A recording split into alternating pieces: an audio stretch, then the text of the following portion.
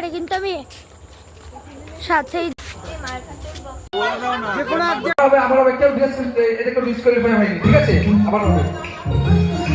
তো গাইস, তারপরে আমরা ফুচকা খেলাম। এবার আমরা বাড়িতে যাবো।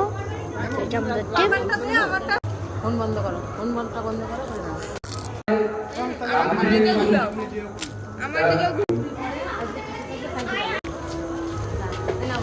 তো এখন আমরা বাড়ি যাচ্ছি। তো আজকের জন্য বাই।